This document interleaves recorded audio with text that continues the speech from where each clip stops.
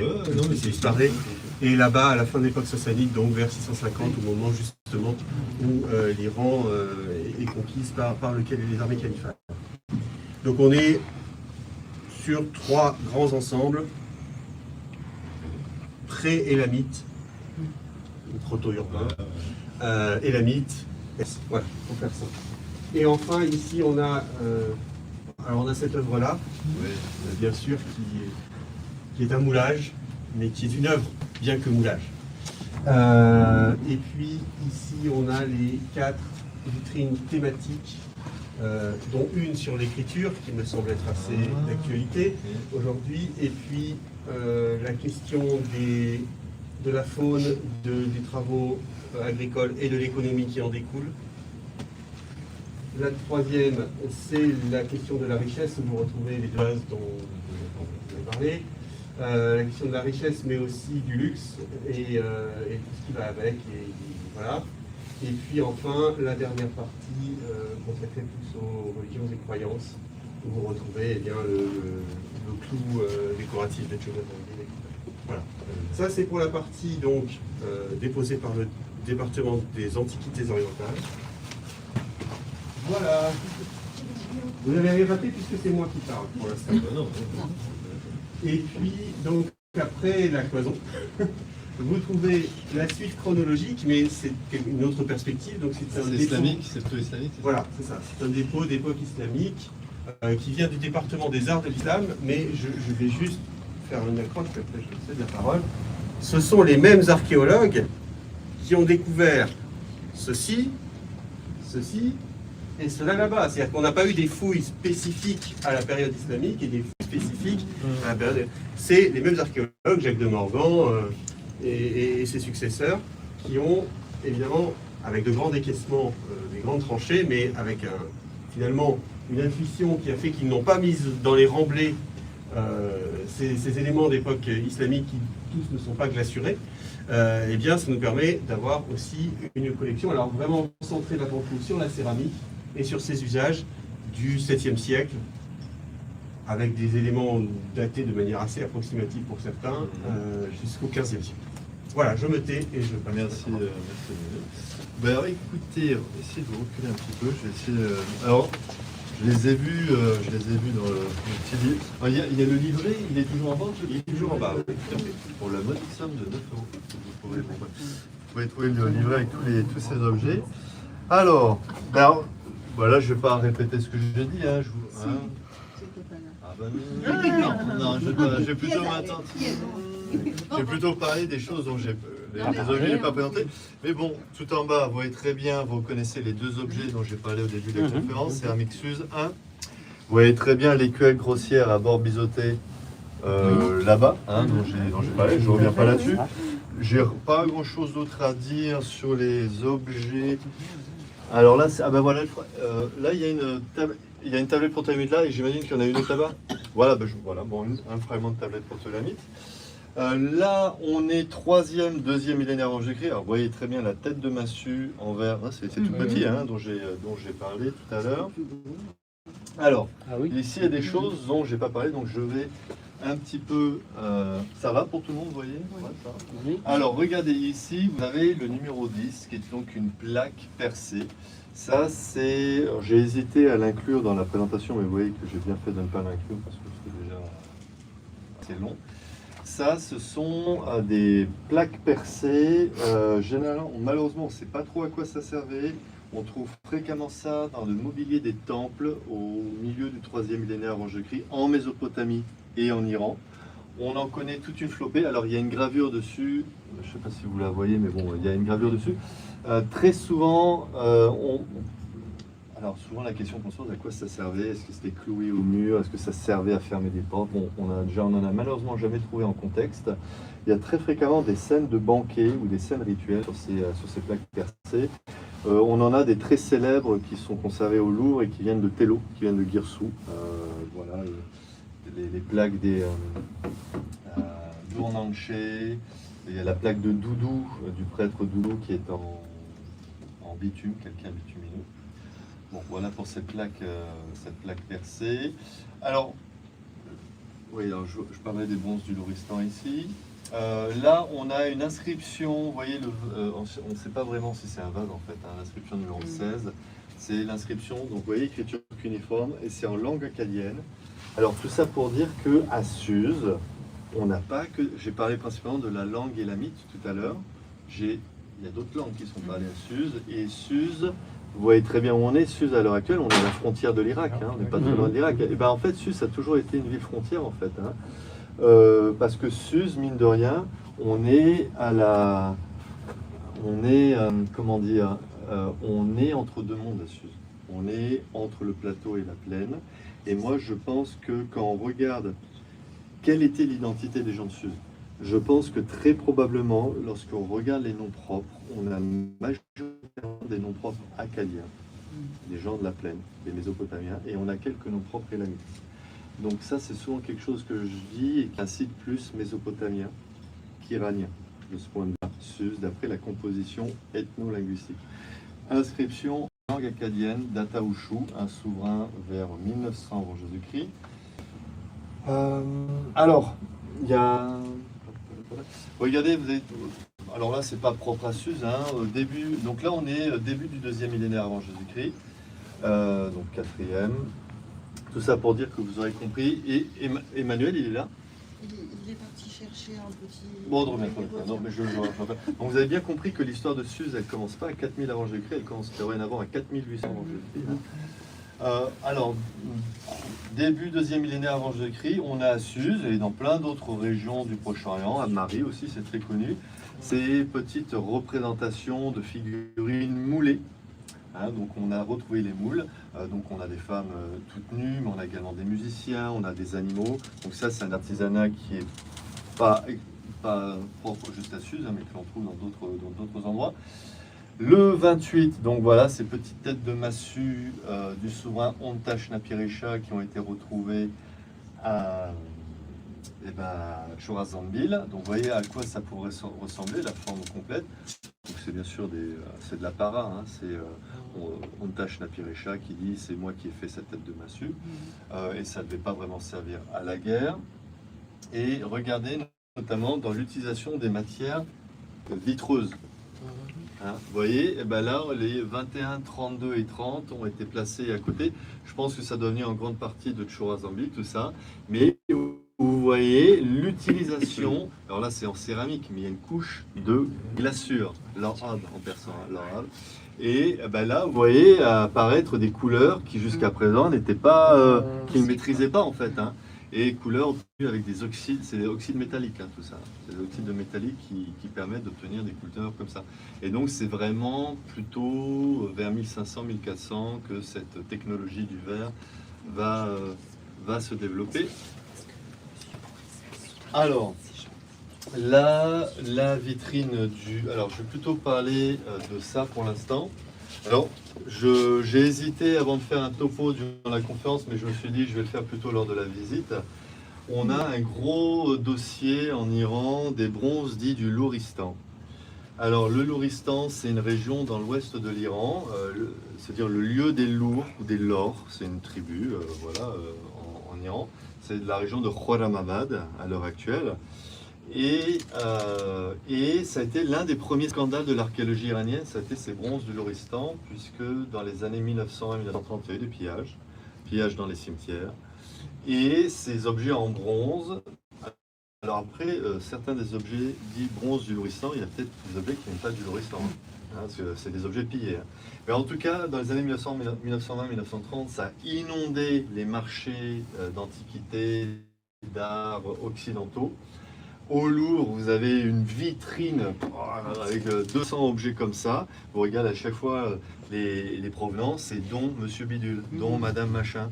Il n'y a aucun objet qui a été trouvé en fouille. Voilà.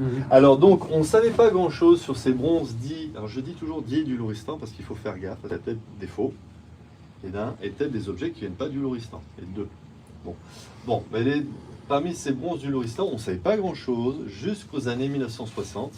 Et années 1960, là, c'est pas les Français, c'est les Belges qui vont démêler ce nœud puisqu'on va voir les vraies premières fouilles scientifiques dans les années 60-70 par des équipes menées par Louis van den Berge en Belgique. Et on va enfin avoir des informations sur ces bronzes-là.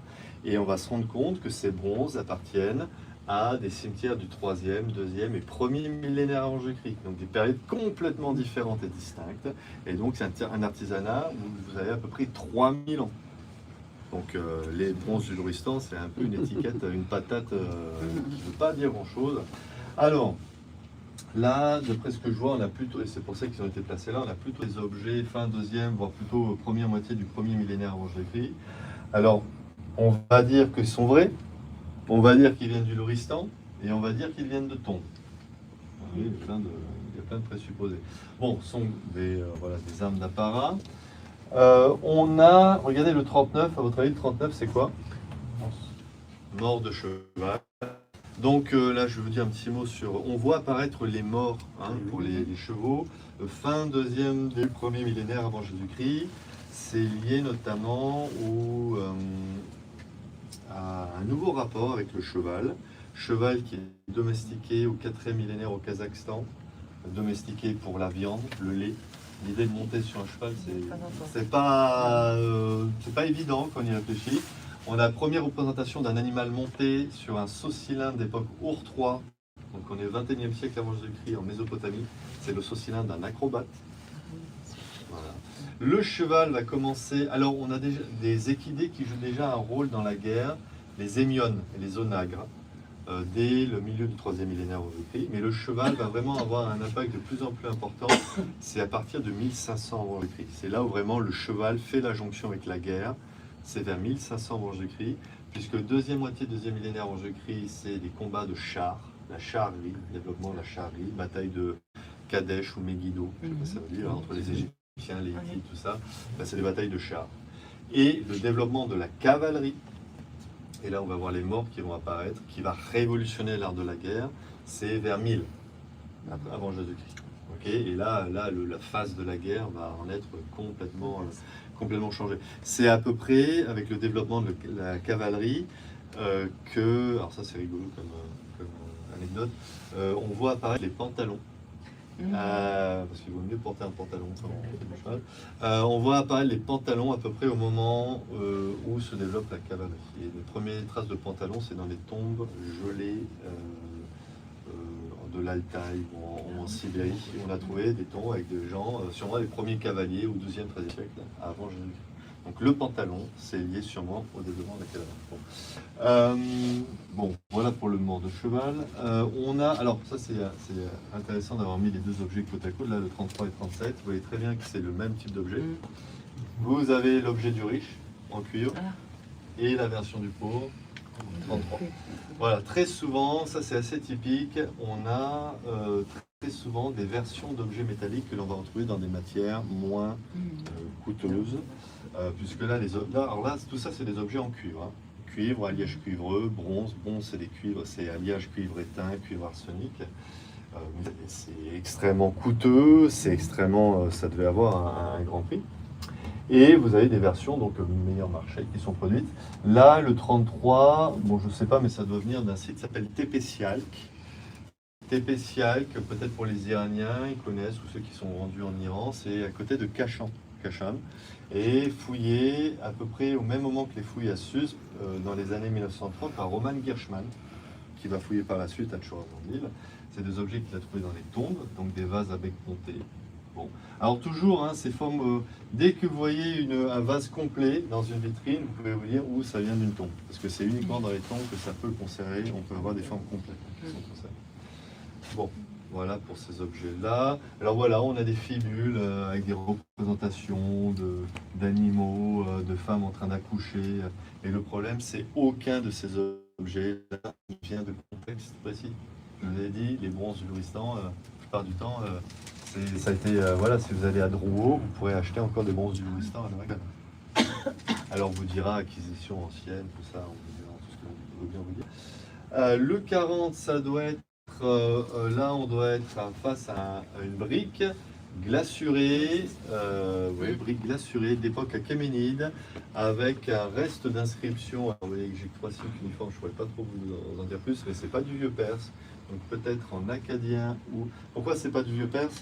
Que les signes cuniformes qui servent à noter le vieux perse, les signes ne se croisent, les clous ne croisent jamais.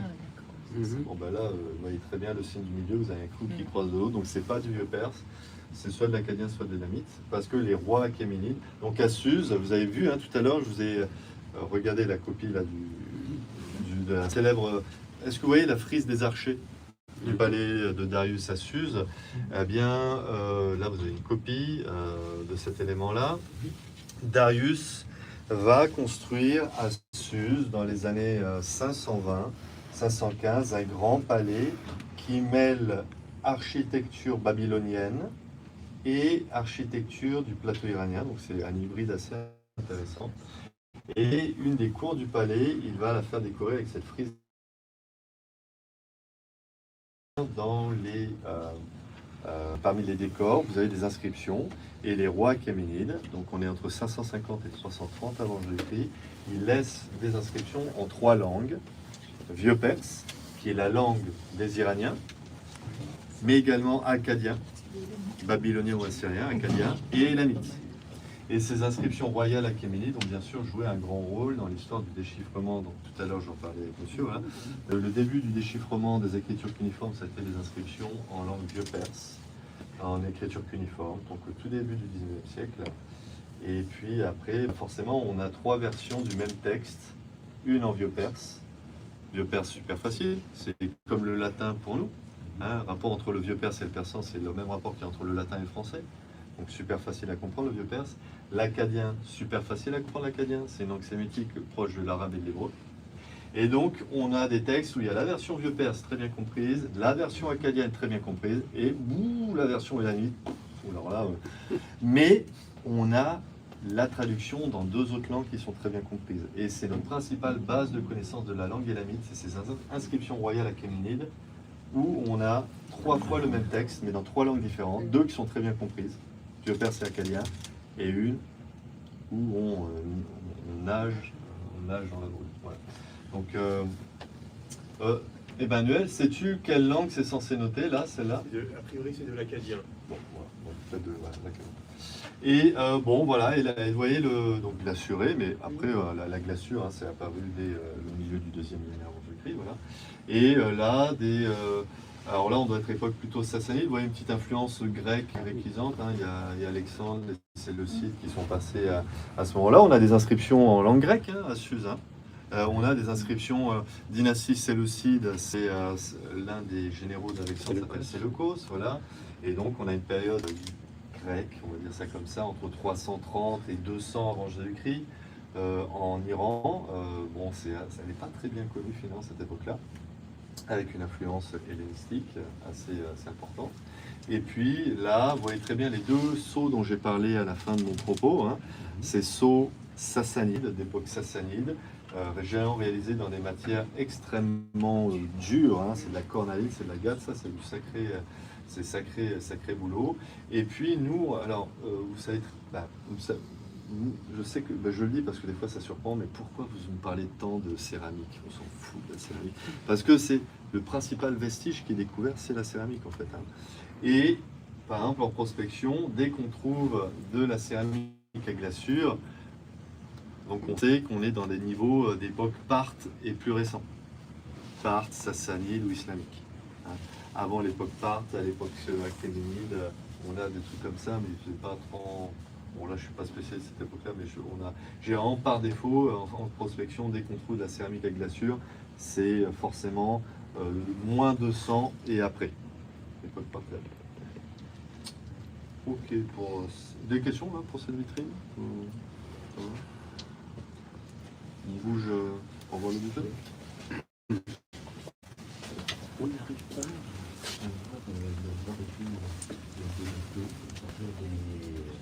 du traçage et de revenir en ligne et de finalement d'identifier et d'authenticité à partir en envoyant ça à un Grenoble ou ainsi de suite. Alors, question sur les métaux. Et même tous les autres produits. Oui, alors, donc parler de tracé. Le tracé, même les lignes. Alors oui, si, il y a des travaux sur les mines, des travaux sur la métallurgie. Le problème des mines antiques, c'est très fréquemment des lieux qui ont été minés jusqu'à très récemment. Et là, en fait, les mines du 3e millénaire ont continué à être occupées jusqu'au 1er millénaire après Jésus-Christ, voire 2e millénaire après Jésus-Christ. Donc il n'y a plus aucune trace qui correspond à des anciennes exploitations. Alors ceci étant dit, on trouve parfois sur les sites, par exemple Shaddad, je prends l'exemple de Shaddad, on a pas mal d'indices d'industrie.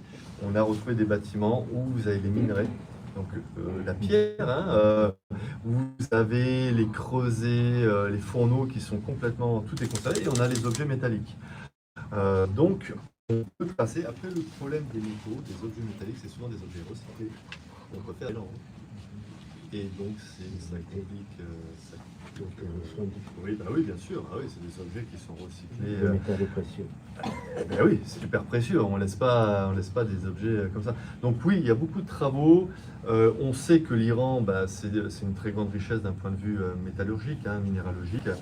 L'équipe de foot de Kerman, parce qu'on a plein de mines dans la région de Kerman, s'appelle MES, c'est-à-dire cuivre. Voilà, grosse importance dans la région de Kerman de la production de cuivre, hein, par exemple. Et juste quelques indices de datation pour ce travail des métaux. Donc, plus ancienne trace de métallurgie au monde. Alors, quand je parle de métallurgie, c'est pas le fait de prendre une pépite de cuivre ou d'or et de la marteler à froid. Ça, c'est pas la métallurgie. C'est tapé comme une brute sur un sidérurgie. Mais voilà, martelage. Mais la métallurgie, c'est vraiment à partir du moment où il y a de la réduction du minerai. C'est-à-dire, vous avez de la pierre, et par une opération qui va être magique, vous allez obtenir une loupe de métal. On pense qu'il y a des rapports entre le développement de la métallurgie et les artisanats dits du feu et la céramique. Comment ils ont eu l'idée de faire chauffer de la pierre pour obtenir du métal? Voilà. Peut-être qu'à un moment donné, ils voulaient faire de la céramique. Ils avaient mis dans la terre qui servait à faire la paroi, des terres où il y avait des oxydes métalliques. Et en ouvrant le four à la fin de la cuisson, ils se sont rendus compte qu'il y avait des petites perles de cuivre qui s'étaient formées. Bon, ça c'est là. Il y a sûrement un rapport évident entre l'art de la céramique et le développement de la métallurgie, parce que c'est là on parle du fait de pouvoir créer du chaud, hein, la chaleur. Hein, voilà. Développement de la première métallurgie au monde, c'est donc la métallurgie du cuivre. On est en Iran, en Anatolie, au 6e millénaire avant Jésus-Christ, pour faire très rapidement. Ouais, à peu près, voilà. Les premiers objets qui sont produits, c'est des petites aiguilles, des objets plats. Le développement de la fonte à la cire perdue, peut-être vous voyez ce que c'est, pour faire des objets vraiment en 3D. Donc on fait un modèle en cire. Après, on met de l'argile tout autour, on fait cuire ça, la cire s'évacue, on remplit avec du cuivre. Ça, c'est fin 4e millénaire avant Jésus-Christ. 4e millénaire avant Jésus-Christ, c'est là où on voit que l'on commence à maîtriser l'or et l'argent. L'argent, notamment, c'est fait avec des oxydes du type galène, la galène, et c'est le processus dit de la coupellation. Je ne vais pas rentrer dans le détail, mais c'est tout ça devait être très nocif. Hein. Je pense que les métallurgistes ne vont pas vivre très longtemps, parce que tout ça, ça dégage des gaz assez nocifs. Et donc, cuivre, or, argent, qui sont maîtrisés fin 4e millénaire avant Jésus-Christ. Et grosso modo, par la suite, on aura soit le travail à la fonte à la cire perdue, soit la fonte à moule monovalve ou bivalve. Et on aura toujours, pour tous les récipients que vous voyez en métaux, là, ce n'est pas des objets qui ont été coulés. C'est des objets, on va d'abord produire une feuille, une tôle, et après que l'on va former, donc l'art de la dinanderie. Voilà. Par exemple, moi, les objets, les vases en argent sur lesquels j'ai pu déchirer des binaires, j'ai vraiment eu beau les regarder sur tous les côtés pour voir où était la trace de soudure entre les feuilles, j'ai pas trouvé. Ils ont masqué, ils ont fait en sorte. Et on produit des feuilles que l'on va tordre, plier, marteler dans tous les sens pour donner la forme voulue. Voilà un petit peu ce que je peux. Et le fer, ça sera un développement plus récent parce qu'il faut monter à des températures plus élevées. Mais le minerai de fer est présent beaucoup plus en grande abondance. Et donc là, c'est vraiment maîtrisé. Ce qui est assez rigolo, c'est que le fer est quand même beaucoup plus dur que le cuivre. Le fer, au départ, va servir à faire des objets précieux, du type bijoux. parce que ça devait vraiment être un métal qui avait... Le bronze au départ, là on le voit sous la forme de couleur verte. Vous savez que la couleur du bronze, c'est une sorte doré, hein, c'est doré, le bronze, la vraie couleur du bronze. Et on va avoir ce fer qui va avoir cette couleur d'argent, argenté. Et les premiers objets de fer, par exemple, trouvés dans les tombes du Loristan, ça sert à faire des bijoux. Et c'est que début du premier millénaire avant Jésus-Christ, où là, on va faire des armes en fer, et le cuir va venir investir le domaine des objets non utilitaires. Donc les bijoux, par exemple. Mais au départ, ce n'était pas le cas. Voilà, après, on a les objets en fer météoritique, tout ça. Mais là, ça, c'est un autre sujet. Et là, on ne peut pas parler de métallurgie parce que le fer est déjà formé de manière naturelle. Le plomb et les canalisations. Je sais pas. Mais moi, pour l'époque qui me concerne, moi, j'ai pas de. Pas d'exemple. J'ai pas de. On a des canalisations dans les villes de l'Indus, mais c'est des cylindres en terre cuite. Il n'y a pas de plomb. Bon, là, je sais pas. Je m'attends. Bon, alors, bah, écoutez, la super vitrine. Alors, bon, bah, pas la peine que je parle de ces deux objets. Hein, la petite tablette. Donc, il y a une notation numérique. Oh, c'est tout petit, hein, une notation numérique de l'autre côté. Et alors, et donc, je crois que je suis arrivé au constat. Alors, parce que moi, quand j'étais venu voir la dalle, j'ai bien sûr regardé là, sous tous les angles. C'est super mal fait, c'est super mal conservé, c'est moche, c'est dégradé. C'est dur à lire. C'est sur des dalles que les archéologues français ont sciées. Derrière, tu as des traces. La dalle devait faire ça. Et plutôt que de s'embêter à amener tout ça en France, on a juste coupé la partie où il y a l'inscription. Il y a des traces de derrière, on l'a vu sur les deux autres. Et ils ont coupé ça parce que c'est plus facile comme ça. Donc on ne sait pas quelle est la vraie taille en profondeur de cette dalle-là. Voilà. Bon, et donc bah, ça se lit comme ça. Et bah tiens, on vient juste de sortir un petit article avec mon collègue Laurent Colonna-Listrier à l'Université de Liège, parce que Pouzo-Souchinak, il a laissé, donc on a 3 inscriptions en langue élamite, en écriture millénaire, sur dalle de pierre, mais on a des inscriptions en langue acadienne et écriture cuneiforme. Et manifestement, Pouzo-Souchinak, ces dalles-là ont été retrouvées pêle-mêle, vous avez vu la fouille hein, que vous avez pensé, hein, pêle-mêle dans les années 1907-1908. Et il y avait peut-être, moi, mon idée, c'est qu'il y avait un monument à Suse et qu'on a cet effet avec Pouzo-Souchinak, l'effet panneau publicitaire, bah, peut-être pas panneau, mais l'effet tableau. C'est-à-dire vous avez un monument et à différents moments de son règne, il est venu mettre des inscriptions différentes. Et donc on a des inscriptions différentes sur ce sorte de tableau où il devait mettre ses différents messages. Ouais, tableau d'affichage, voilà, tableau d'affichage. Et donc là, les textes en langue élamite parle donc de cette conquête de cette ville, de cette région de Upochan, ou Upchan. Voilà. Alors ça, bah, c'est l'inscription de Shilrak Insushinak, hein, vous avez bien vu. Bon, là, on a sûrement des inscriptions, ça c'est l'époque néo-élamite, hein, ouais, plus récente. C'est contemporain de l'autre à côté, et puis ensuite c'est vieux perse. Voilà, ah, donc la néo-élamite est là. Donc, oui, là c'est du vieux perse, voilà, les clous, monsieur Proisse. Voilà. Donc, bah, on est au début du premier millénaire avant Jésus-Christ. Donc, là, vous avez un petit topo 3300, 3000, 2150, 1150, on doit être vers 800, 700. Ouais, et puis là, il faut quelques minutes vers 500, 700. Donc, on ne sait pas la langue, élamite, le perse. Ouais, tout, bah là, tous les après, il y a toujours Azambil, un peu, Tépétiac, mais là, tout vient de Sud. Bon, bah ça, vous savez, je n'ai pas grand-chose à raconter sur ces petits animaux. Ça, c'est en est fin 4e millénaire avant Jésus-Christ. À quoi ça servait vraiment, dans quel contexte ça a été trouvé, on ne saura jamais. La bulle dont je vous ai parlé tout à l'heure, ouais, c'est pas bien grand, hein, il est calculé à côté. Alors, peut-être là, un petit mot, votre avis, le 62. Ça a l'air d'être une corde. On a dû voir quelque chose. Une fossile en terre cuite. Alors ça, c'est souvent des objets qu'on trouve assez fréquemment en Mésopotamie plutôt, mais on peut en trouver à Suse. C'est une zone où, bon, bah, souvent, ce qu'on dit, c'est qu'en Mésopotamie, alors, ils n'ont pas de pétrole, ils ont des idées. Non, en Mésopotamie, ils n'ont pas de pierre. Peu de pierres, et donc ils sont obligés d'amener toutes les matières, les pierres, les métaux du plateau iranien.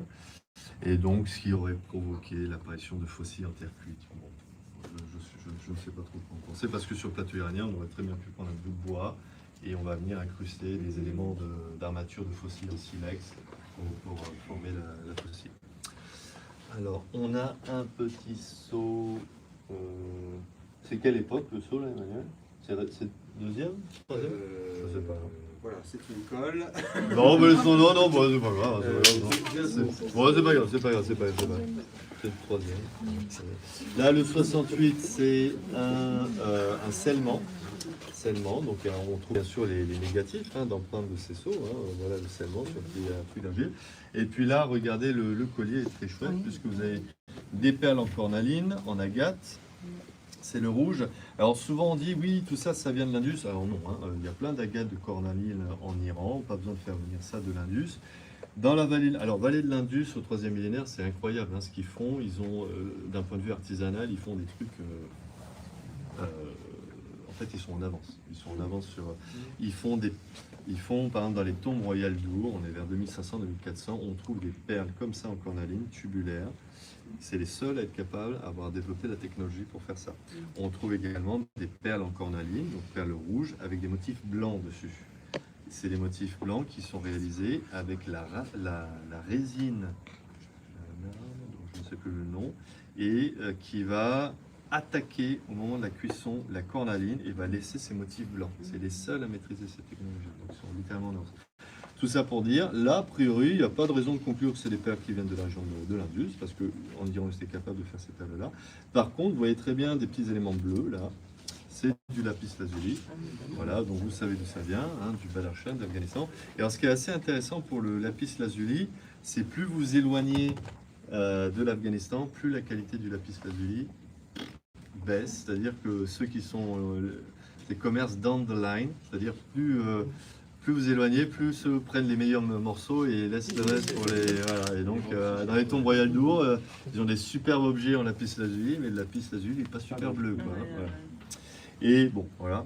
Je n'ai pas compris, la cornaline, c'est la sève qui est chauffée. Alors, non, là je parlais... Elle est grave, Non, là je parlais d'un type de perle particulier. Oui, je l'ai en tête. Etched Canelian Bead. Alors je vais trouver une image pour vraiment... Ouais, et donc, alors regardez, c'est des perles avec ces motifs blancs. Voilà, ce dont je parlais tout à l'heure. Et donc, ils font la perle et ils vont déposer dessus la sève ou la résine d'un arbre. Et en faisant chauffer la perle, cette résine va attaquer la cornaline et laisser cette trace blanche. Ah ouais, bien sûr, ils font chauffer les pierres. Les cornalines, encore une fois, mon maître Massimo, qui a fait des travaux ethnographiques au Pakistan et en Inde, parce que c'est ça qui est super chouette, Pakistan et Inde. En Iran aussi encore un peu, mais Pakistan et Inde, ils ont encore gardé des artisanats assez incroyables. Ils traitent la cornaline de manière thermique, ils la chauffent. Parfois ils la font, donc ça c'est quelque chose qu'il a observé dans les années 80-90. Il la laisse sur les toits des maisons pendant plusieurs mois, ça prend le soleil, et des fois même c'est dans des vases en céramique qui sont mis dans des fours. Et donc on traite, et ça va augmenter la couleur rouge. D'accord. Est-ce que ça... Ouais, carrément, ouais, bien sûr. Ouais, Est-ce que ça altère la résistance de la pierre? Je sais pas. En tout cas, ça altère la couleur. Et la température? Je sais pas non. Confirmation. Voilà, je sais pas, bon, ça doit être 700, 800, 900 degrés, un truc comme ça. Ouais, donc les nodules de cornaline sont chauffés. Voilà. Et c'est parce que sinon, alors après ça dépend, mais sinon ça n'a pas forcément cette couleur rouge pétard comme on peut voir. Et que vous ne souvenez pas de la plante en fait de l'arbre? Non, je crois que c'est... Non, faudrait que je regarde mon cours après. Parce que j'ai un cours sur la situation d'Indus, bon, tout est dit. Pour le chauffage, d'où il venait tout le matériel pour chauffer? Parce le bois, le bois, mais ils en avaient suffisamment. Parce que faut croire, ouais. Non, mais après, bon, vous voyez que malheureusement, le Proche-Orient, on voit le Proche-Orient après plusieurs milliers d'années d'exploitation. Ouais. Et on sait qu'il y avait un couvert végétal qui était plus important, plus intense. L'élevage, les chèvres ont dû lourdement impacter. Et grosso modo, les principales sources pour cuire, c'est le bois. Alors, Il y a le bitume, le pétrole, mais ça c'est plutôt vraiment sud-ouest de l'Iran, à Suse, on peut avoir des trucs comme ça. Et sinon, oui, c'est l'ozone. Le pétrole, déjà dans des périodes. Ah oui, bah ça suinte, Oui, ça suinte, ça, c'était présent. On a des objets en calcaire bitumineux, en bitume à Suse notamment. On retrouve du charbon de bois aussi. Ah ben là, voilà, il y en a un, là, il y en a un, là, voilà, j'en parlais. Bon, et alors là, tenez, là, pour terminer, c'est des petits pois. C'est des pois en forme de canard, ça c'est un type d'objet super, même en forme de grenouille, là, des pois standardisés pour peser, voilà. Et ça c'est plutôt type d'objet mésopotamien, mais encore une fois, je rappelle que Suse, c'est vraiment, de mon point de vue, c'est le plus iranien des sites mésopotamiens, mais c'est un site mésopotamien, c'est principalement population accadophone, 3e, 2e millénaire avant Jésus-Christ. Le sumérien n'est pas. Le sumérien, a priori, le berceau, la zone où on parle de sumérien, c'est plutôt la basse plaine mésopotamienne. A priori, le sumérien n'était pas parlé originellement à Suse, mais après, les scribes, dans la formation scribale, il fallait forcément qu'ils fassent du sumérien. Voilà. Et c'est pas le berceau, la zone comme Roux, Girsou, Lagash, qui C'est quand même très proche. Il n'y a pas une langue comme le grec, par exemple, qui est sur de grandes surfaces, même les Romains, ils parlaient le grec. Alors, quelle était la langue vernaculaire? C'est-à-dire, quelle était la langue, peut-être la... je sais pas. Peut-être l'acadien pouvait servir de traduction. Beaucoup été utilisé. Pardon? L'écriture acadienne, enfin l'écriture cuniforme était Oui, utilisée aussi en Égypte. vous parlez de l'écriture, mais on parlait de la langue. Oui, d'accord. C'est confusion. Et effectivement, l'acadien, par exemple, la deuxième moitié, deuxième millénaire, on est à l'époque de Tel el Amarna, à Kétaton, la capitale d'Akhenaton. Et ben, en Égypte, on reçoit des lettres écrites par le roi Cassite en Mésopotamie, par le roi Hittite, par les tiroitelets du Levant. Et tout ça est écrit en acadien et le pharaon répond avec des textes écrits en langue acadienne, écriture cuniforme, qui devait être un petit peu l'anglais. Oui, voilà, c'est ça. Mais bon, après, ça dépend des époques. Ça dépend des époques, bien sûr. Alors, là, donc tu as vu quand je disais que c'était sûrement, il avait été scié, c'est quasi.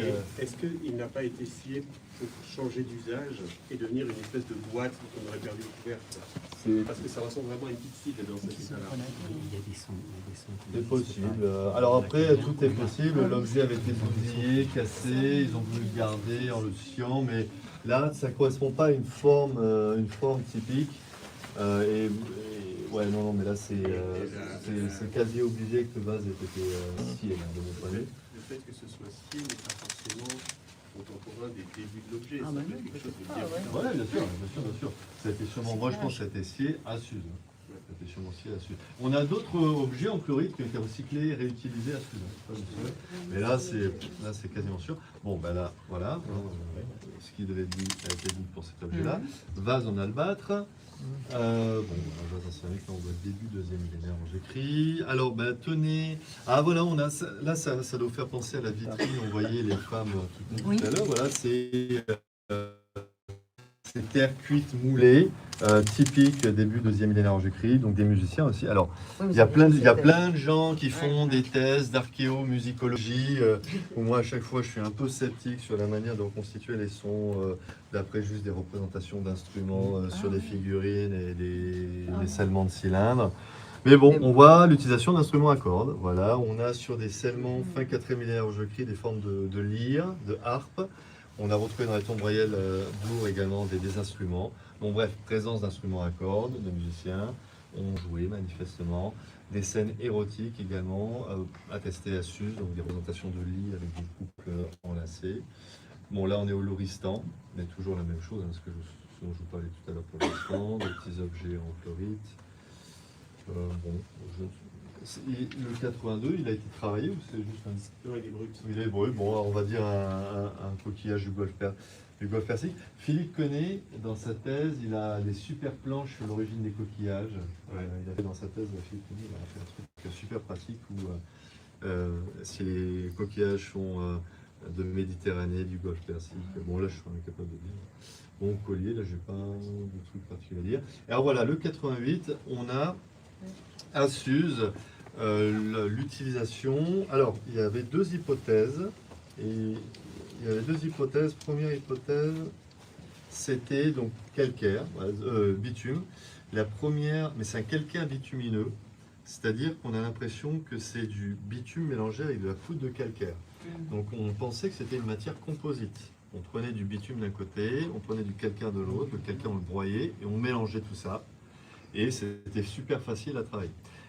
Jusqu'au moment où on a trouvé une telle matière présente à l'état naturel. Donc le côté composite de ce calcaire bitumineux n'est pas certaine. Voilà. Et donc on a, voilà, ça c'est vraiment propre à Suse, cet artisanat en calcaire bitumineux qui est vraiment, et parfois ils font des imitations locales de vases de la région de Giroft. Vous voyez, la couleur est sensiblement similaire, bon, pierre sombre, voilà. Et on a parfois des imitations locales à Suse en calcaire bitumineux de vases de la session de Giroft, du 3e millénaire avant Jésus-Christ. Et puis là, bah, vous vous souvenez, hein, la diapo que j'ai montrée à Chorazandil, c'est des clous qui auraient dû servir à décorer la zigouste. Alors là, on est vers 1300 et quelques. C'est énorme. Ah ouais, c'est gros, c'est gros. L'utilisation d'une glaçure, donc le début du verre, tout ça. Et en fait, ils n'ont jamais été posés. Et on les a retrouvés pêle-mêle dans une des pièces. Je vous ai montré la photo tout à l'heure. Et certains d'entre eux, il y a une inscription de Dontash Natiresha, mais ce n'est pas le cas ici. Alors là, c'est Shulgi. Ouais, on a des... Ouais, et là, la 92, C'est la même, c'est la... ouais, petite tablette. Ouais. Ouais, alors là, bon, on est sur l'Acropole, l'hôtel de l'Acropole, hein, voilà. Et alors, historiquement parlant, Suse, c'est compliqué. Avant 2300, on ne sait pas ce qui s'y passe, parce qu'on n'a pas de texte traduit. Bah si, maintenant j'ai quelques textes en élamine linéaire, mais ça ne donne pas trop d'infos sur la politique. Vers 2300, Suse, 2300-2200, c'est dans l'Empire acadien.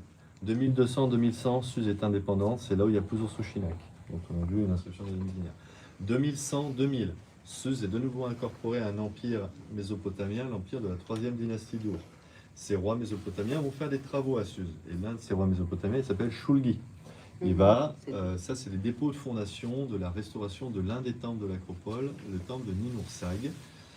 Voilà, bah moi Shulgi, j'ai fait le temple de Ninursag sur l'Acropole, et le souverain est représenté en train de porter un panier avec des briques dedans. Et ça aussi, ça appartient à la catégorie d'objets qu'on appelle les clous de fondation. Voilà, ça peut ressembler à ça, mais des fois c'est vraiment des clous. Mais là, c'est donc le clou de fondation et la petite tablette de fondation. On en a trouvé 7 ou 8 exemplaires comme ça. Ils ont été généreux dans Strasbourg, mais il y en a plein d'autres comme ça. Et dans les fondations du temple de Ninursag. Et souvent, en fait, comment on peut conclure qu'un bâtiment est un temple? C'est parce qu'on a un texte qui nous dit ceci est un temple. Parce que sinon, on n'a qu'un moyen de conclure. Voilà, parce que souvent, qu'est-ce qui fait qu'un bâtiment est un temple? C'est parce qu'il y a la statue de la divinité. Et on sait que les statues des divinités, on les sait dans les textes, c'est des statues composites, une âme en bois, mais avec l'utilisation de tôles d'argent, d'or, des matières précieuses. Vous pouvez vous imaginer que c'est pas le genre de statue qu'on va laisser dans le temple quand on va partir à abandonner le lieu. Donc généralement, on n'a aucune statue cultuelle, quasiment jamais découverte, hormis la statue décapitée de Puzur-Sushinak de déesse, mais elle était en pierre, c'est pour ça qu'elle n'a pas été recyclée. De toute façon, tous les statues... à l'époque de Ontash Napiresha, on a les textes à Chorazambil, ils nous disent j'ai fait une pinekir en or. Alors pinekir, c'est le nom d'une déesse, et j'ai fait une pinekir en or. J'ai fait une statue de pinekir en or. Voilà, on la connaît par les textes, mais on ne l'a pas retrouvée. Forcément. Elle était en or. Ah ben c'est ce qu'il nous dit. Alors, c'est ce qu'il nous dit. Alors, moi, après, je pense que s'il ah ben voilà, ça je sais pas. Moi, il avait dit j'ai fait une pinekir en or. C'est écrit, on dit comme ça. Alors oui, pour l'orientation de l'écriture cuniforme, est-ce que vous voyez le code d'Hammurabi? Oui. Le code d'Hammurabi. Alors effectivement, l'orientation originelle du cuniforme, c'est fait pour être lu de droite vers la gauche, en colonne comme ça. Là, c'est l'orientation. Merci aux gens, merci à Emmanuel d'avoir bien correctement Or, et regardez, là, vous voyez très bien sur le clou, hein, vous avez ces colonnes. Donc, colonne, chacune des colonnes, elle vient du haut vers le bas, et de la droite vers la gauche, et puis après, on passe à l'autre côté. Voilà. Ça, on est au 3e millénaire, début 2e millénaire. À un moment donné, au 2e millénaire avant Jésus-Christ, regardez ce qui va se passer. D'accord. Et donc, vous allez avoir, pourquoi on n'en sait rien, un changement d'orientation, 90 degrés anti-horaire. Et donc, dorénavant, ça se lira comme nous, du haut vers le bas et de la gauche vers la droite. Ah oui. Et ça, c'est qu'à un moment donné, au 2e millénaire avant Jésus-Christ, mais le code d'Hammurabi qui est rédigé vers 1750 et quelques, ils avaient déjà basculé comme ça. Oui. Ah oui, d'accord. Mais il veut faire archaïsant, il veut faire c'est pas classe, et donc il respecte là l'orientation archaïsante et même la graphie des signes archaïsants. Mhm. On appelle le 3e millénaire. Voilà. Mais là, c'est l'époque du Shulgi, c'était pas le cas encore, on est vers 2050. Oui, d'accord. Le sang, je sais pas. Ah bah c'était bien. Le sang, je sais pas. Et les yeux, c'est des yeux. Ouais, les yeux. Alors voilà, bon là on a sûrement des éléments qui devaient décorer une statue composite. Voilà. Et alors bon là je peux dire quelque chose sur le 103. Voilà, c'est de nouveau le dossier des bronzes je pense que c'est le dossier des bronzes du Lauristan avec ses idoles. On ne sait pas à quoi ça servait, on ne sait pas ce que ça décorait, mais on a certains de ces objets-là. Donc c'est premier millénaire au Lauristan. Et puis là, vous voyez très bien que là, on est dans du récent. Là, on est époque, c'est le signe Parco, quelque chose. Ouais, mais là, je ne sais pas quoi dire là pour les sensations. Ça, c'est les... Sur les mains. Non, là, les deux petits, là, les deux Les deux petits. petits. C'est un Hercule, un Héraclès quelconque, et un mythe qui est assez lié à Héraclès aussi, puisque c'est la toison d'or. Donc, un mythe. Alors, Héraclès n'est pas immédiatement évident dans le mythe de la toison d'or, puisque la toison d'or, c'est deux enfants qui échappent à leur affreuse belle-mère, évidemment. Avec l'aide de Poséidon, se font prêter un bélier à toison d'or, mais qui parle en plus. Et donc, le bélier leur donne les indications de ça, et donc, ils s'envolent, et évidemment, il y en a une des deux qui tombe, et évidemment, c'est la fille, et le garçon, lui, est obéissant, et donc il va jusqu'au bout. Et à la fin, le bélier lui dit de le sacrifier, lui, pour que les Grecs viennent chercher la toison d'or. Et parmi ces Grecs qui vont chercher la toison d'or, il y a Héraclès. En fait, ce qui est intéressant, c'est que ces deux petites figurines sont liées au culte d'Héraclès à la fin de la période qui nous intéresse, quand les armées d'Alexandre et de ses successeurs sont là. Héraclès est un culte très lié aux armées. Et Suse a été refondé comme le faisaient les rois macédoniens. Suse a reçu une colonie de vétérans macédoniens et est devenu celle-ci sur le Laïos. En fait, Suse. Et donc il y avait des vétérans et d'où des traces de petites choses. Et puis, alors, s'il faut, c'est peut-être d'époque céleucine, mais ça pourrait aussi être d'époque Parthe, parce que voilà, ça. les Parthes étaient des filles hellènes. On a des inscriptions, le grec dans leur inscription. Dans les monnaies que vous avez là à gauche, vous avez les trois premières qui sont d'époque achéménide, et ensuite de la 4e à la 13e, c'est l'époque Parthe, mais les inscriptions sont en grec. Tenez les monnaies, première monnaie, on est là, hein, Achéménide, c'est vers 550 avant Jésus-Christ, on n'a pas de pièce de monnaie avant ça. Hein. C'est la monnaie, c'est. Alors ils utilisaient les métaux avant pour le commerce, mais les premiers disques métalliques frappés, on est vers 600, on a même l'époque de Crésus en Libye. Donc c'est des pièces achéménides. Là on doit avoir des pièces d'époque Parthe, l'Achéménide, c'est Parthe, là c'est ça. Et en fait, quand ouais, ben là on va la voir, des rois avec des boules sur les têtes, C'est ça, Alexandre, comment des hôtels avec du feu, ben là on a pu avoir les des moyens d'assurer sa maintenance éventuellement dans les laisses. Les Parthes ont participé sur les rois du Nord-Est. Ça, c'est un élément de décoration. Ça aurait dû être un élément de décoration. Or, posé comme ça. Oui, dans la Macédoine. Oui, Bon, alors, aucune. Alors, là, c'est une bonne question. Là, il est d'un bloc, mais parfois, en fait, il est en deux éléments. C'est-à-dire qu'il y a une plaque percée avec un trou, et on venait mettre le clou qu'on allait. C'est-à-dire qu'il y avait une plaque percée et on allait enfoncer le clou clou dans la maçonnerie qui allait tenir la plaque. Mais là, comme tu vois, c'est que les deux sont la fonction, l'utilisation première a été complètement déviée. C'est-à-dire que le clou et la plaque forment un seul objet. Et comment il devait s'insérer? Alors peut-être qu'ils mettaient une sorte de ciment, de mortier pour venir le faire adhérer. Mais de toute façon, ils n'ont jamais fait. Ils n'ont pas fait quoi. Mais est-ce qu'il y a des systèmes d'attache derrière, par exemple? Et non, non, pas que je sache, mais au départ, c'est donc deux types d'objets, tu as une plaque percée et un clou. Mais ce qui n'est pas le cas là.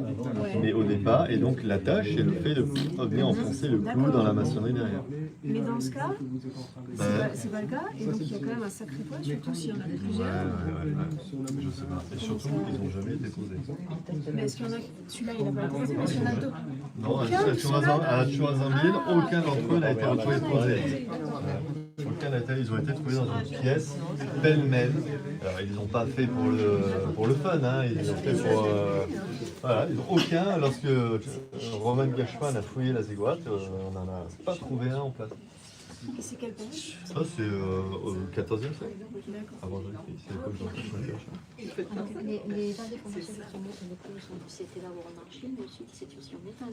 Alors là, on ne parle pas du même type de clou. Là, c'est un clou décoratif. Là, c'est des clous de fondation. Voilà. Ça, on trouve ça. C'est plutôt un truc d'une tradition mésopotamienne où il y a une Parce qu'on trouve plusieurs même. On pourrait trouver plusieurs clous en. Ouais, bah, par exemple, oui, le temple de Ninursel de Chouli, restauré par Chouli, on a 6 ou 8 dépôts comme ça, à différents endroits du temple. Voilà. Il y en a 8 pour le temple de Ninursel, si je ne m'abuse. On a une des tablettes qui manque. On a 7 tablettes ici. Et on en a 8 pour le temple de Chochinac.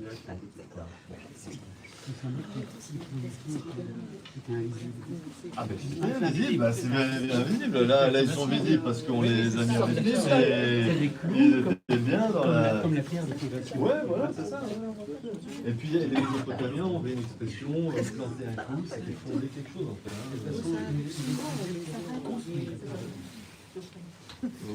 Ouais. Non, le roi des épages les construit. Ah si, bien sûr, la principale activité du roi, c'est de construire, de restaurer, surtout de restaurer les temples. Mais je disais, ça reste moins.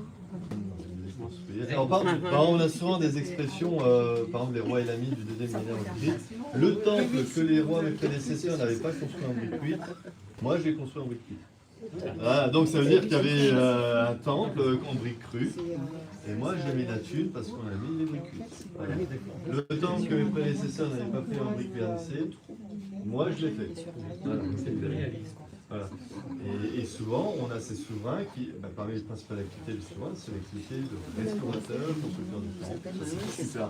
L'inscription de Gudea, et 95% des inscriptions de Gudea, c'est la restauration, construction du temple de Nigersu et Ninou, et une panne d'architecture à la longueur de sommet du chenal intérieur. Donc c'est une activité extrêmement importante, et souvent, dans les activités de restauration, ils vont venir fouiller, gratter, et on trouve les inscriptions des rois du temps jadis. Par exemple, Shilak Insushinak, souvent dont on a une brique là-bas, dans l'un de ses textes, il nous dit tous les rois dont il a trouvé des inscriptions dans les fondations, et il fait même la citation d'un texte. Voilà, donc il y a Shilak Insushinak, qui était un historien. Et on a ce qu'on appelle la généalogie de Shilak Insushinak, ça porte mal son titre, et où il nous donne une liste de 15 souverains donnés, on espère, dans le bon ordre chronologique, avec les noms du roi, et qui est extrêmement important pour nous, parce que, mais ça, c'est pas que Shilak Insushinak, Nabucodonosor II aussi, il y a des trucs où on retrouve les noms et on va les citer. On va les citer, et je pense que pour les souverains, ils disaient, s'il y a un autre roi du temps par la suite trouve mon nom, peut-être que moi aussi, il citera mon nom comme étant... il y a une dimension patrimoniale, historique, et on s'inscrit dans une... alors, pas tout le temps, mais on s'inscrit dans une continuité. Et souvent, les temples de divinité, sont des endroits qui restent pendant des centaines d'années, voire des milliers d'années, il faudrait vérifier, et donc où il y a... restauration, modification. Souvent, j'aime bien prendre l'exemple des cathédrales. Voilà. Oui, c'est ce qui est religieux. On investit. Oui, c'est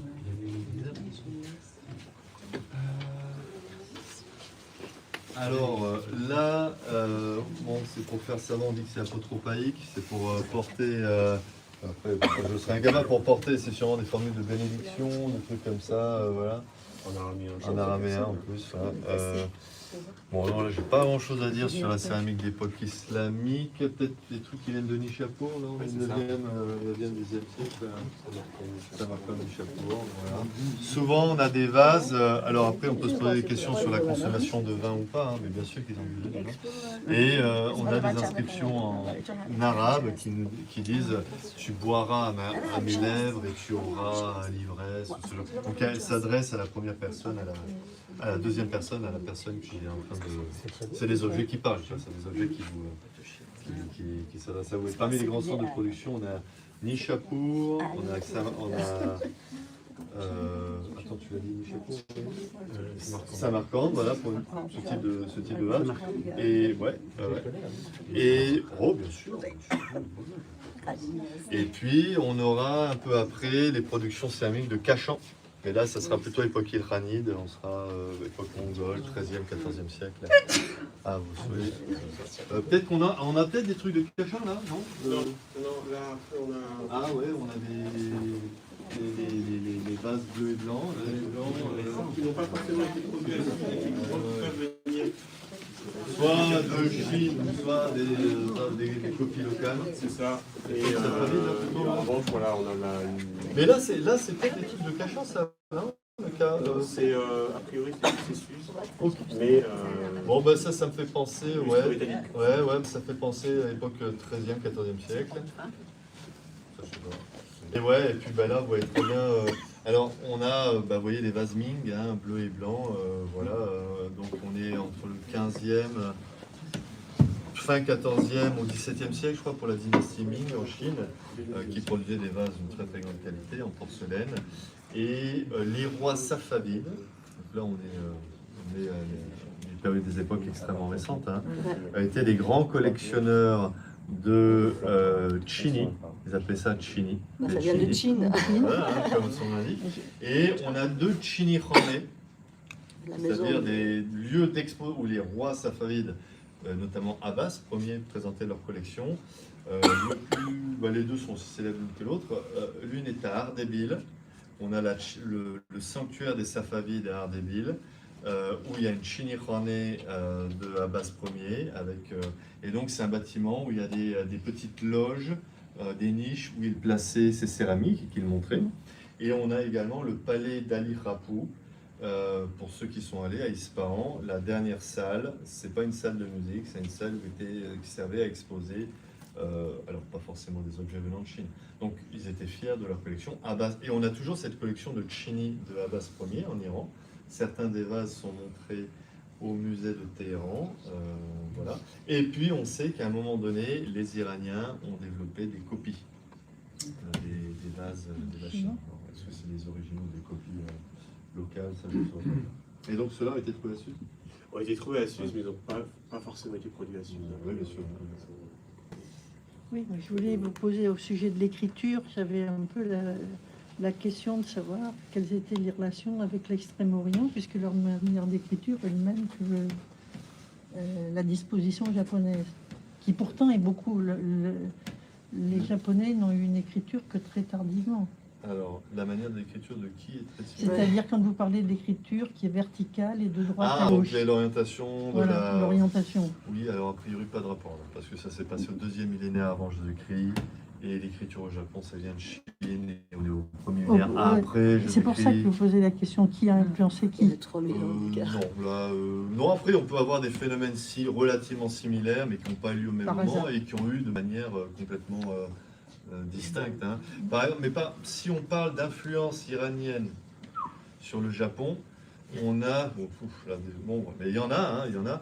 On a, j'ai un exemple là, comme ça qui vient en tête, qui est assez connu, le temple de Nara.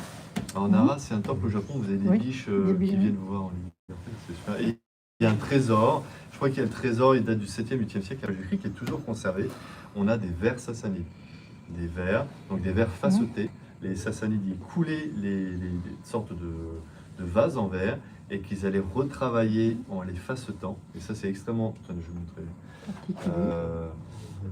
C'est extrêmement typique. Et on a trouvé ces vases verts facetés sassanides.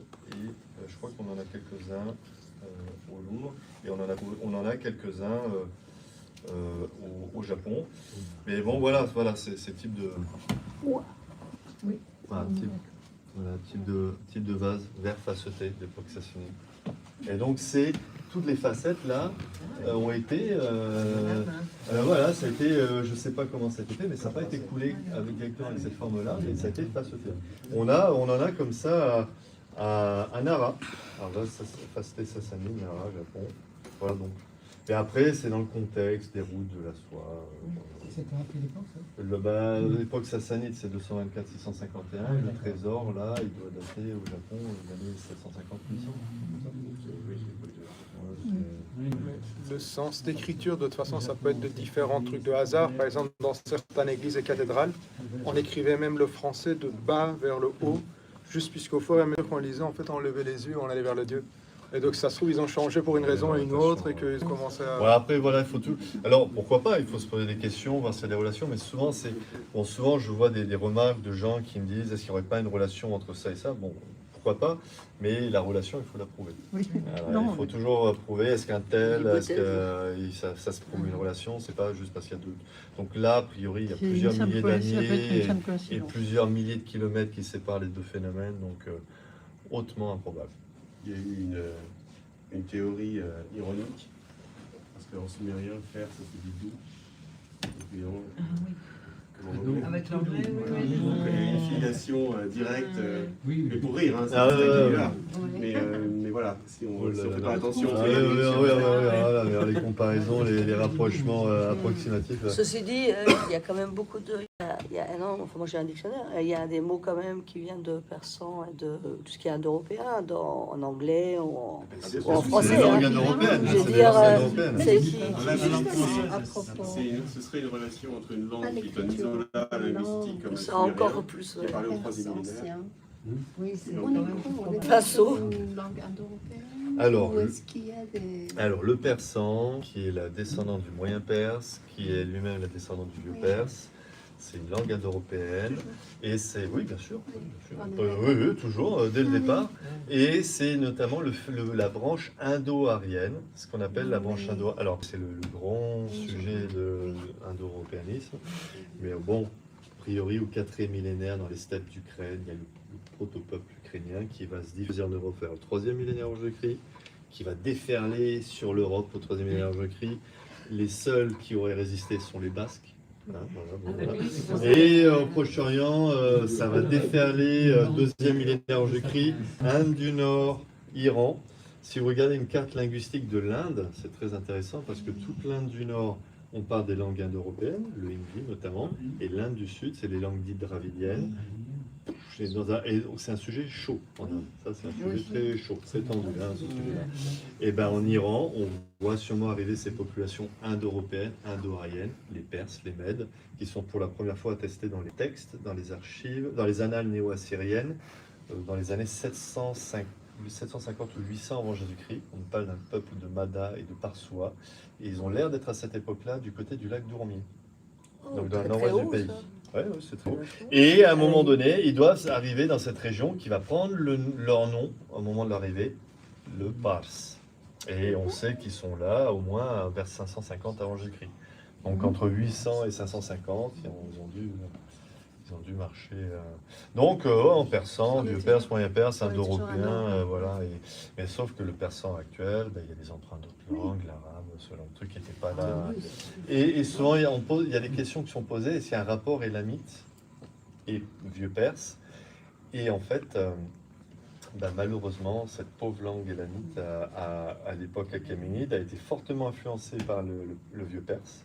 Donc l'élamite d'époque achéménide est fortement influencé par le vieux perse, mais le vieux perse, aucune influence de l'élamite vers le vieux perse. C'est pour ça que dans la langue persane actuelle, moyen perse et vieux perse, il n'y a aucune trace de la langue élamite. Vous avez répondu, oui, ça répond vraiment à une... On aurait pu s'attendre à ce qu'il y ait quelques emprunts. Non. Comment on explique ça?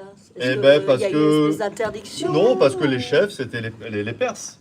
L'ethnoclasse dominante, c'était les Oui, Perses. mais ça, on l'a connu, par exemple, l'Iran l'a connu quand on a été, enfin, l'Iran a été envahi par Les Arabes, par exemple. ouais. Bah, la langue a été survécue Influencée. parce que les gens, ils ont continué à parler Ouais. en cachette, mais pas l'écriture.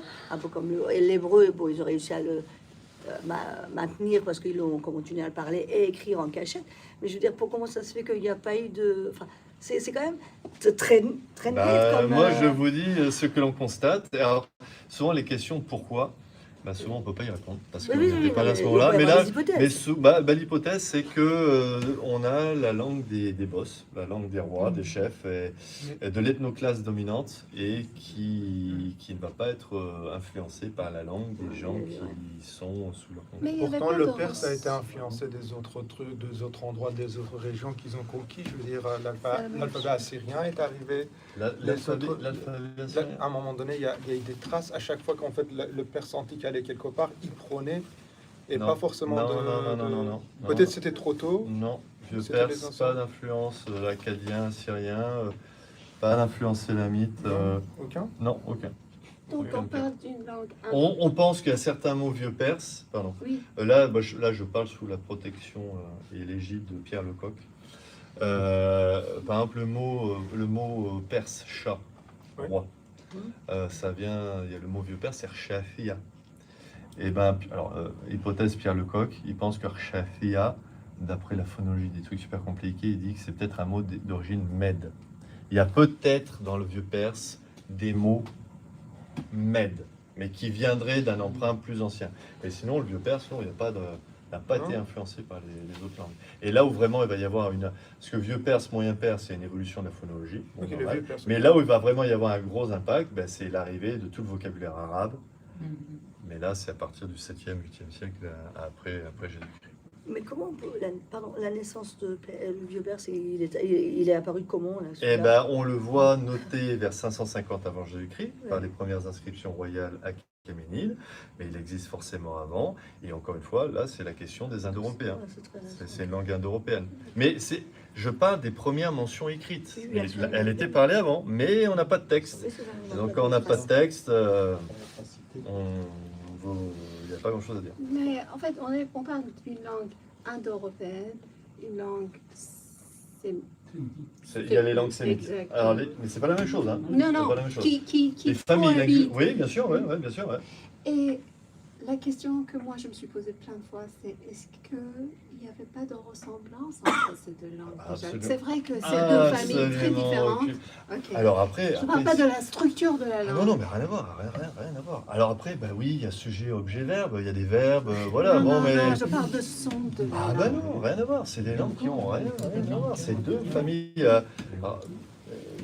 Alors après, si on remonte à plusieurs centaines de milliers d'années, après tous les êtres humains viennent d'Afrique. Bon, mais voilà, mais à un moment donné, il n'y avait qu'une seule langue. Mais non, c'est deux langues absolument différentes et distinctes. Donc ils apprenaient une langue de l'autre. Bien sûr, C'est-à-dire qu'il y avait- comme on peut apprendre le Ben persan ou l'arabe, voilà. Et donc le persan moderne est à une base indo-européenne, mais avec des emprunts à l'arabe, langue Oui. sémitique. Et puis on sait qu'il y a des mots français, il y a des mots anglais, Oui. il y a des... Et là, les langues, hein, c'est vivant, vivant. hein, ça C'est vivant, change, hein. effectivement. Et le vieux perse, on parle de quelle période? Époque. Alors, les textes, l'état de la langue dit vieux perse, c'est l'état qui correspond à l'époque achéménide. 550-330. Alors, il continue à parler le perse après. Alexandre, il n'a pas tué les gens parce qu'il parlait le perse. C'est juste qu'on a cessé d'écrire des textes en vieux perse. Et à partir du moment où on voit de nouveau des textes en perse, c'est à l'époque sassanide, c'est 5 siècles après. 330 avant Jésus-Christ, 224 après Jésus-Christ. Il y a 5 siècles. Et là, il s'est passé 5 siècles entre les deux. Et là, on sent qu'il y a eu beaucoup de modifications. Et en fait, c'est artificiel de dire que ça se termine en 330. Parce que la transition vieux perse, moyen perse, elle a dû se faire progressivement. Mais par les corpus documentaires qui sont à notre disposition, nous, on voit que des instantanés. Là, on a des textes, on voit à quoi ça ressemble. On n'a plus rien, on ne sait pas ce qui se passe. Et là, on voit de nouveau à quoi ça ressemble. Et donc, c'est là où il y a eu cette grande modification phonologique de la langue persane, où toutes les terminaisons, les déclinaisons, les distinctions, vous y avez un féminin et un masculin en perse, au départ. Tout ça, par le changement d'intonation, la fin des mots qui n'étaient plus prononcés, et tout ce qui servait à distinguer le féminin et le masculin, les différents cas, a disparu. Et d'ores et déjà, à l'époque sassanide, tout ça a disparu. Et ouais, les déclinaisons aussi. Donc il n'y a plus de déclinaisons, les distinctions de genre ne sont d'ores et déjà plus là à l'époque sassanide. Et mais après, quand les Iraniens actuels, vous voyez des textes en moyen perse d'époque sassanide, vous pouvez plus ou moins comprendre ce qui est écrit parce que c'est assez proche. C'est marrant. Si on arrive à lire. Oui, alors voilà, il y a la barrière de l'écriture, mais si c'est transcrit avec l'alphabet latin. Mais il faut quand même savoir le. Non, mais par exemple, pour dire grand, c'est Buzurg. C'est vrai. Voilà, Non, bon, c'est vrai, voilà, certains laissent et les le choses. titre des rois sassanides, c'est Shahin Shah. C'est une langue qui est très proche. Hein, voilà, très Donc, proche, hein. il suffit d'apprendre l'écriture quelque part. Oui, Oui. bien sûr, l'alphabet araméen. L'alphabet araméen. Et Ah, c'est l'écriture pour notre... Voilà, nous y sommes. L'alphabet- C'est-à-dire que l'alphabet voilà, araméen. on écrivait avec ces alphabets, Oui, n'est-ce pas? à l'époque sassanide. Donc, on écrivait avec l'alphabet araméen, Ouais. qui est une langue. Ah, Non, l'alphabet, on est bien d'accord, je suis. Ouais. Je sais De type araméen. Nous sommes d'accord. Ouais, ouais.